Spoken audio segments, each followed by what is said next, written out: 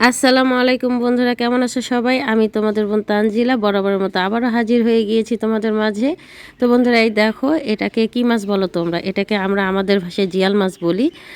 তোমরা এই মাছটাকে কি মাছ বলো অবশ্যই সেটা আমাকে জানাবা। তো বন্ধুরা, এই মাছটা কেটে নিচ্ছি।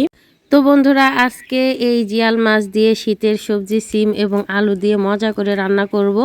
তো বন্ধুরা, ফাইনালি আমি এই মাছটাকে পিস পিস করে কেটে একদম ধুয়ে পরিষ্কার করে নিয়ে আসি তোমাদের মাঝে। কেমন? তো বন্ধুরা দেখো, আমি কিন্তু এই মাছটাকে খুব সুন্দর করে পিস পিস করে কেটে ধুয়ে পরিষ্কার করে নিয়েছি। এর মধ্যে দুটো কই মাছও আছে। তো আর নিয়েছি এখানে এই যে শীতের সবজি সিম এবং আলু। আমি আলু কিন্তু খোসা সহকারেই নিয়েছি, কারণ শীতের আলুটাই চোচা সহকারে রান্না করলে বেশি মজা লাগে। তো বন্ধুরা, চলো রান্না শুরু করা যাক। তো চুলাটা জ্বালায় নিলাম, কড়াই বসাই দিলাম। কড়াই গরম হওয়া পর্যন্ত অপেক্ষা করব। কড়াই গরম হয়ে গেলে এর মধ্যে দিয়ে দেব সরিষার তেল।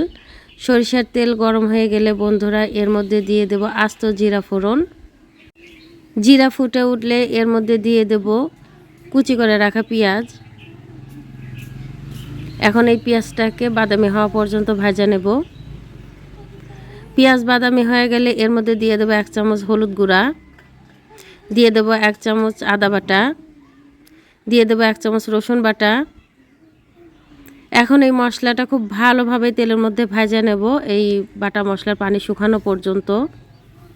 তো বন্ধুরা, মশলাটা ভাজা হয়ে গেলে আমি এর মধ্যে দিয়ে দেব এখন 1/2 কাপ পরিমাণ পানি।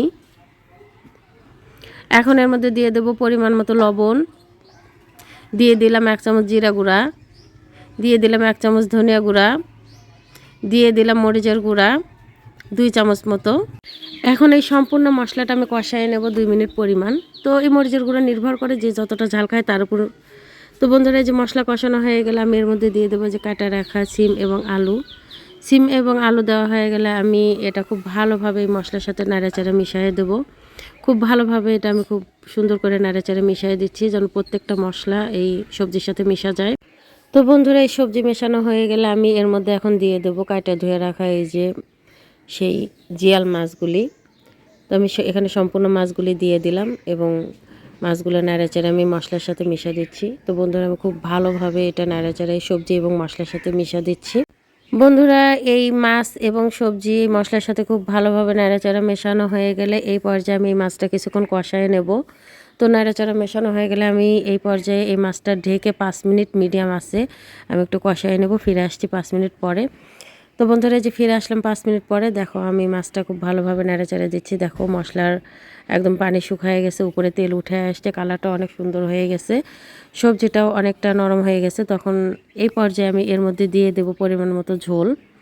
তো আমি এখানে দিয়ে দিচ্ছি মেজারমেন্ট গ্লাসের প্রায় 2 গ্লাস পরিমাণ পানি। ঝোলটা পুরোপুরি দেওয়া হয়ে গেলে আমি এখানে আবারও নাড়াচাড়া একটু মিশিয়ে দিচ্ছি, যেন মশলাটা খুব ভালোভাবে এই ঝোলের সাথে মিশা যায়। তো মেশানো হয়ে গেলে আমি বলক ওঠা পর্যন্ত অপেক্ষা করব। বলক উঠে গেলে আমি এই পর্যায়ে তরকারিটা ঢেকে মিডিয়াম আঁচে 10 মিনিট রান্না করব। তো ফিরে আসছি 10 মিনিট পরে। তো বন্ধুরা, এই যে ফিরে আসলাম 10 মিনিট পরে, দেখো আমার তরকারিটার কত সুন্দর কালার আসছে এবং আমার তরকারিটা প্রায় হয়ে গেছে। এই পর্যায়ে আমি একটু নেড়ে চেড়ে দিচ্ছি। দেখো, আমি এই মেজারমেন্টে তরকারিটা নামায় নেব। তো বন্ধুরা, এখন আমি চুলার জলটা বন্ধ করে দিচ্ছি এবং তরকারিটা নামায় নেব। তো দেখো বন্ধুরা, ফাইনালি কত সুন্দর কালার আসছে। আমি তরকারিটা নামায় নিচ্ছি।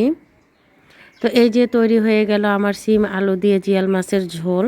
জিয়াল মাছের ঝোলটা যতটা পাতলা হয় ততটাই খেতে মজা লাগে।